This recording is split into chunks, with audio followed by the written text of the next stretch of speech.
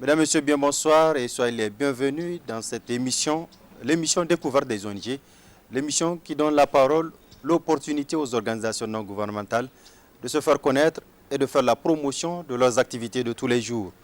Aujourd'hui, avec vous, nous allons à la découverte d'une de ces organisations non gouvernementales et associations de développement, j'ai nommé l'Organisation pour le développement inclusif au Niger, ONG ODI.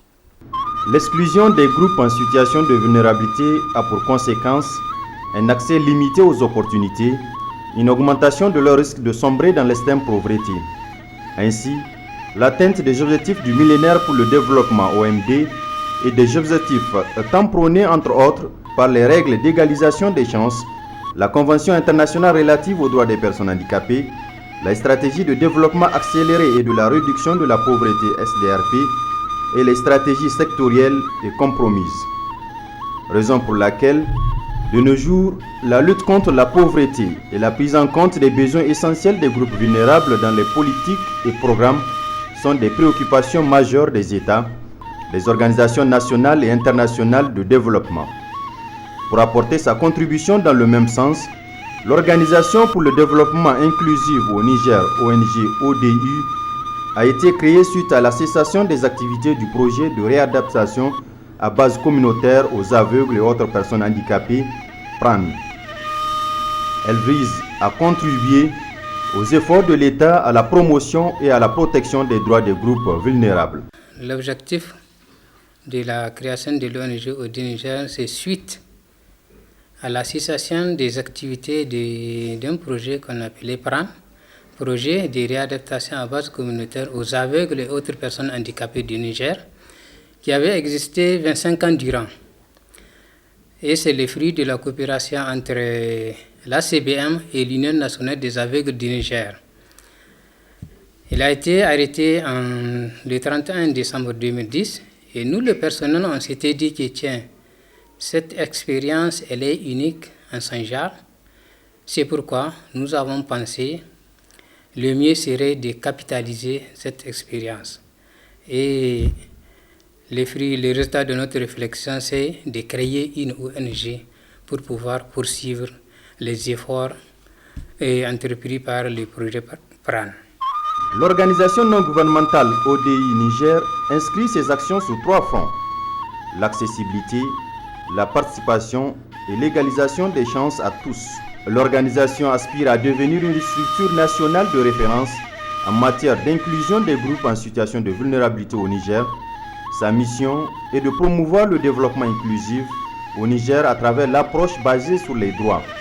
L'ONG ODI Niger vise plusieurs objectifs. Contribuer à l'amélioration de la qualité de vie des personnes vulnérables. Et pour atteindre cet objectif général, il y a un certain nombre d'objectifs intermédiaires ou spécifiques, tels que prévenir les handicaps, réduire les effets du handicap, promouvoir l'inclusion sociale et économique des personnes vulnérables, renforcer les capacités des acteurs, notamment le personnel de l'ONG ODI Niger, mais aussi et surtout des autres acteurs, notamment les acteurs communautaires, les élus locaux, les agents des autres projets et associations de développement.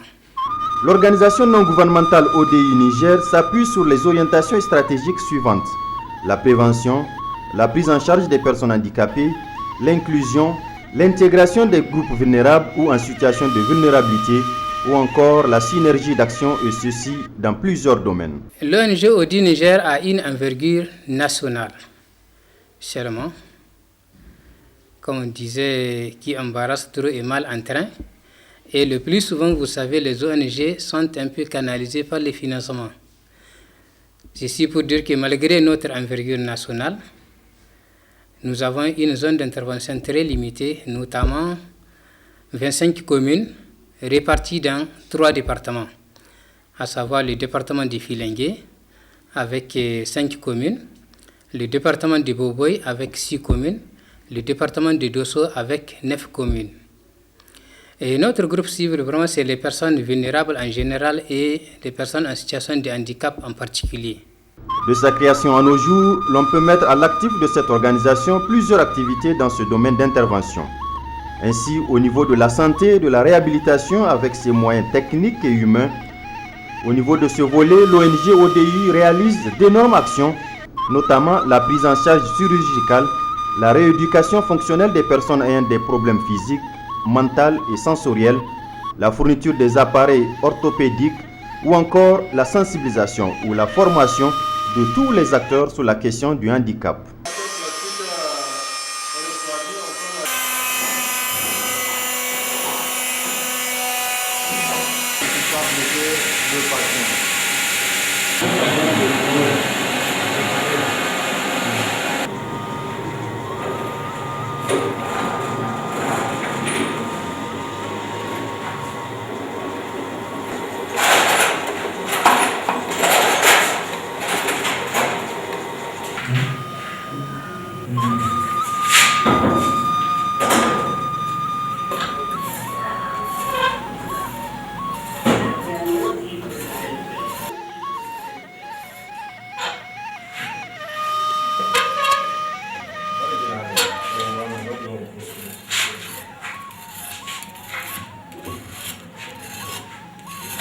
Nous sommes dans l'atelier orthopédique de l'ONG ODI Niger.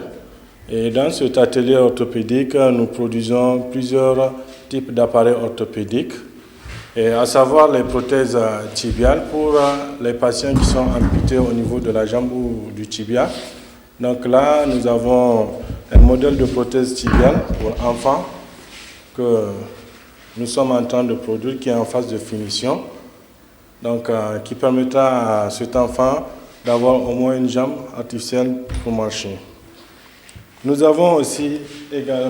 produisons aussi les prothèses fémorales pour les patients qui ont une amputation au niveau de la cuisse. Et là, nous avons un modèle de prothèse fémorale. Et l'avantage de cette prothèse fémorale, c'est qu'elle est dynamique. C'est-à-dire qu'elle permet à notre patient de pouvoir la manipuler, fléchir la jambe pour s'asseoir dans un véhicule ou des endroits coincés et de bloquer le genou pour pouvoir assurer sa fonction de marche. À part les prothèses, nous avons ce que nous appelons les orthèses, toujours pour les patients qui ont une atteinte, qui sont atteints par la poliomyélite et qui ont perdu la force ou l'usage de leurs membres, là après correction. Il y a cet appareil qui est appelé orthèse dynamique qu'on produit pour renforcer le membre inférieur afin qu'il puisse supporter le poids du patient pour qu'il puisse marcher. Et toujours l'orthèse là, elle est dynamique. Si nous voyons, elle permet quand même cette fonction de flexion du genou pour ne pas encombrer le patient. Toujours dans la catégorie des orthèses, nous avons ce que nous appelons les orthèses statiques. Les orthèses statiques, on le produit pour les enfants qui n'ont pas l'âge avancé. Donc, ça permet à l'enfant d'avoir une force au niveau du membre aussi pour soutenir le poids du corps.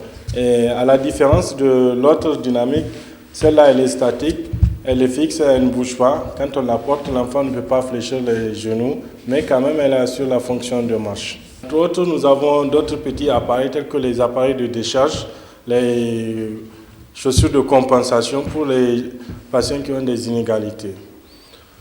Maintenant, ce qu'il faut savoir, pour arriver au produit fini, il y a plusieurs étapes au processus de fabrication de ces appareils. Dans un premier temps, il y a la prise de mesure qu'on fait du membre du client au niveau de la salle de plâtrage. Une fois que la prise de mesure est faite, il faut couler de la farine de plâtre pour avoir le dispositif qu'on appelle le positif. C'est ce positif-là qu'on corrige pour donner la forme du membre du patient. Une fois que ce dispositif est corrigé, maintenant on l'amène au niveau de l'atelier orthopédique qu'on place au niveau de l'aspirateur. Et là, nous avons un four qui peut chauffer jusqu'à 90 degrés. Et la matière que nous utilisons, c'est une matière importée qu'on appelle le polypropylène, qu'on utilise pour la confection des appareils orthopédiques. Une fois que le four est chaud à 190 degrés, on place la matière plastique.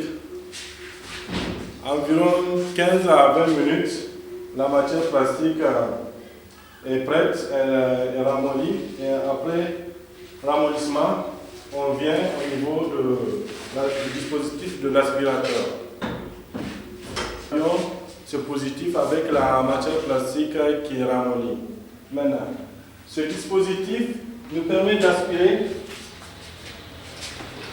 l'air qu'il y a entre le positif et la matière plastique. Cet aspirateur, à travers ce canal, permet d'aspirer l'air qu'il y a entre la matière et le positif et la matière plastique pour prendre la forme corrigée du membre. Dans le domaine de l'éducation et de la scolarisation, sensibilisation sur le droit à l'éducation et la scolarisation des enfants handicapés, l'accompagnement dans l'acquisition des pièces d'état civil des enfants scolarisables. Au niveau du volet éducation et activités génératrices de revenus, si nous nous référons aux réalisations faites en 2011, nous avons pu inscrire en termes d'enfants handicapés, dans le domaine de la scolarisation, 88 enfants qui sont en situation de handicap, qui sont dans les villages, dans notre zone d'intervention. De même, nous avons pu suivre 240 autres enfants handicapés qui sont inscrits dans les autres écoles. De même, nous avons construit 25 rampes scolaires pour permettre l'accessibilité de ces enfants, ces établissements scolaires. Et ça, c'est ce qui concerne le domaine de l'éducation. Par rapport au volet sources de revenus et formation à l'auto-emploi, le volet AGR, nous avons pu former 77 jeunes handicapés dans le domaine de la formation professionnelle en apprentissage. Et notre stratégie, c'est de prendre en charge les personnes handicapées, les jeunes personnes handicapées au niveau de leur localité pour qu'ils puissent vraiment, qu'elles puissent du moins apprendre quelques métiers pour que vraiment la lutte contre la pauvreté puisse être une réalité, quoi. Nous nous engageons par rapport à l'employabilité des enfants, parce qu'après la formation aussi, les enfants ont besoin d'une insertion sociale. Et pour cela, nous avons en 2011 36 jeunes qui ont fini leur formation professionnelle, nous les avons dotés en kits pour créer leur propre entreprise. Donc, et ça, c'est vraiment par rapport à la formation professionnelle. Par rapport à l'activité génératrice de revenus concrètement, nous avons à peu près 40 groupements de personnes handicapées et de personnes valides qui sont organisées dans des groupements pour pouvoir mener des activités génératrices de revenus.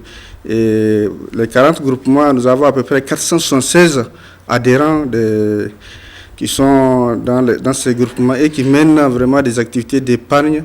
À travers leur épargne, ils peuvent s'octroyer des crédits pour pouvoir mener des activités et pour vraiment améliorer leurs conditions de vie. Et à ce titre, parmi les activités que nous appuyons, nous avons surtout l'embouche, et nous avons aussi la vente des petits condiments, nous avons le jardinage que les membres du groupement font, et de même il y a aussi l'artisanat. Du côté du volet développement institutionnel et renforcement des capacités, plusieurs campagnes de sensibilisation des communautés sur les maladies endémiques en général et celles qui sont les causes de handicap en particulier ont été effectuées, ou encore la formation des agents RBC et des autres acteurs œuvrant dans le domaine du développement. Comme ONG, nous avons en tout cas comme approche, nous avons une approche à double piste. Donc non seulement nous travaillons avec les personnes en situation de handicap, mais aussi nous cherchons en tout cas à amener d'autres partenaires en tout cas à prendre la question des personnes handicapées. Donc dans ce cadre-là, nous avons en tout cas eu nous avons signé des partenariats avec Plan Niger, plus précisément celui de Dosso, avec World Vision à Maradi, où nous avons aussi tout récemment formé 40 acteurs aussi communautaires. Ce sont les bénévoles de parrainage, les leaders d'opinion, etc. Donc au niveau de l'ADP Gobir Yama de Maradi. La question au niveau du développement institutionnel, ça aussi, il faut voir la synergie d'action entre certains partenaires. Comme ça, ce n'est un secret pour personne. Les ONG actuelles, chacun en tout cas, travaille de son côté. Nous nous sommes dit, il serait bon, en tout cas, de mettre ce partenariat, de signer des partenariats avec les différentes structures. Donc, dans ce sens, nous avons eu, en tout cas, à signer beaucoup de protocoles avec des ministères, avec certains partenaires de développement. Et nous œuvrons aussi au niveau de, comment on l'appelle, des cadres de concertation. Donc, par exemple, celui de commune 5, du 5e arrondissement de Niamey. Au niveau de notre structure, nous sommes donné, en tout cas, comme cahier de charge, le développement institutionnel. Pour atteindre ces objectifs, l'ONG ODU Niger déploie son organisation de services sous 3 principes d'action, notamment agir en continuité avec les domaines d'intervention du PRAN, assurer la pérennité de sa vision et enfin tenir compte des enjeux générés par les orientations gouvernementales et ministérielles.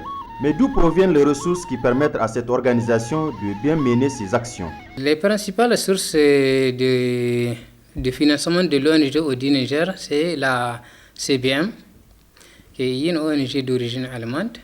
Elle supporte l'ONG ODU Niger à hauteur d'au moins 90%. Avec cette ONG, nous avons eu à mettre en œuvre un programme que nous avons appelé PRODIP et PADI, Programme pour le développement inclusif pour l'année 2011, pour une enveloppe financière de l'ordre de 91 millions de francs CFA. En 2012, nous avons, pour la période 2012-2015, nous avons eu le financement d'un programme que nous appelons Programme pour le développement inclusif à la base, PRODIP. Là, c'est un programme qui sera mis en œuvre en synergie avec d'autres acteurs, notamment l'ONG ODU Niger, l'ONG CURE, l'ONG Nigetec, l'ONG Karkara et la direction régionale de la santé de Dosso. Et l'autre source de financement, c'est l'ONG Plan Niger, surtout pour la formation, surtout par rapport à l'aspect renforcement des capacités. Nous avons une autre source de financement qui est une ONG italienne. Elle est de la communauté Montana en Italie. Et nous avons un autre financement de Suisse Aide par rapport à la distribution des vivres aux personnes vulnérables au niveau de la communauté urbaine de Niamey, notamment les groupements des personnes handicapées de l'aéroport. Et cette année 2012, nous avons vraiment des partenariats en vue, notamment avec l'ONG World Vision.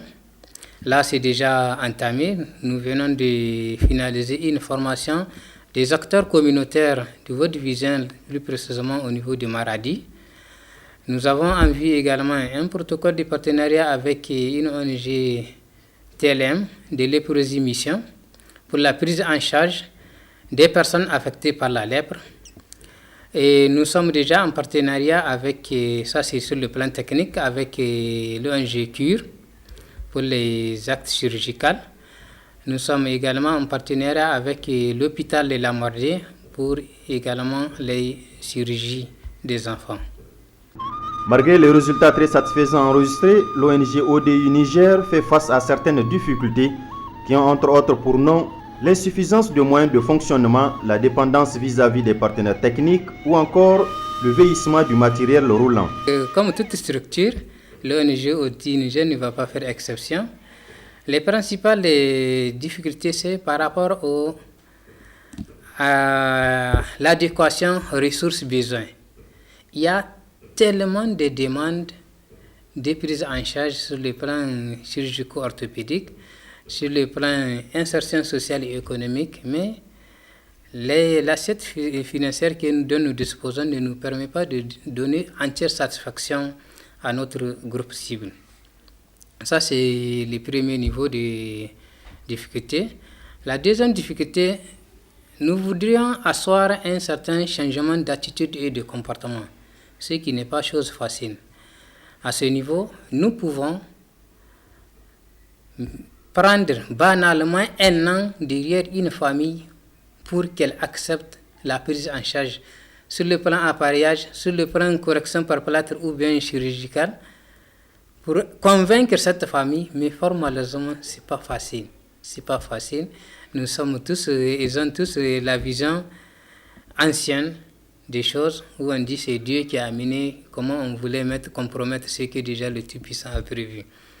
Mais alhamdulillah, les familles que nous parvenons à convaincre, c'est elles-mêmes qui, de plus en plus, deviennent des bénévoles pour sensibiliser les autres ménages, dont relèvent les enfants en situation de handicap. Une autre difficulté qui n'est pas de moindre, comme je disais, c'est une question de changement de comportement. Des fois, avec nos partenaires institutionnels, notamment les mairies, nous avons quelques difficultés et sont toujours habitués à ce qu'on vienne investir directement au niveau. Alors que ce que nous sommes en train de faire, concrètement, c'est ce que devraient faire nous sommes en train de faire. Alhamdulillah, il y a beaucoup de mairies qui ont compris que vraiment, c'est ce que doivent faire que nous sommes en train de faire. Et franchement, la coopération marche comme sur des roulettes. Mais avec d'autres, vraiment, il y a toujours des petites réticences, de même que les services déconcentrés ou décentralisés de l'État. Ça, il faut une offensive sérieuse pour les amener à comprendre que nous ne sommes pas en train d'évoluer en concurrent, mais plutôt en complémentarité. C'est ce qui fait que dans notre principe d'intervention, nous faisons de la synergie d'action notre cheval de bataille. Vu le caractère transversal et multidimensionnel de nos actions, il est fort impossible pour l'ONG Audi Niger de cheminer seul. C'est pourquoi nous avons, dès notre démarrage, essayé d'approcher les autres acteurs, notamment les mairies, les services déconcentrés, les ONG, pour pouvoir conjuguer nos efforts en matière d'inclusion sociale et économique des personnes en situation de handicap ou globalement en matière de promotion des droits des personnes vulnérables.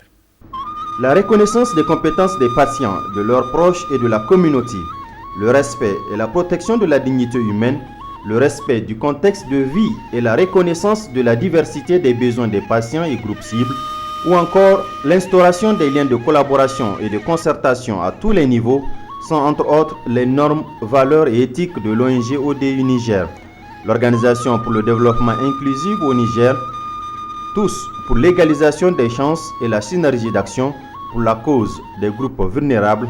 Passons à l'action. Voilà, mesdames et messieurs, nous sommes au terme de cette émission, l'émission Découverte des ONG, l'émission qui donne la parole, l'opportunité aux organisations non gouvernementales de se faire connaître et de faire la promotion de leurs activités de tous les jours. Aujourd'hui, avec vous, nous étions à la découverte d'une de ces organisations, j'ai nommé l'Organisation pour le développement inclusif au Niger, l'ONG ODI, qui a son siège au quartier Koubia, en face de la cité Sonissi. Voilà, mesdames et messieurs, rendez-vous est pris la semaine prochaine. Avec vous toujours, nous irons à la découverte de ces organisations et associations qui luttent pour un développement durable dans notre pays. À très bientôt.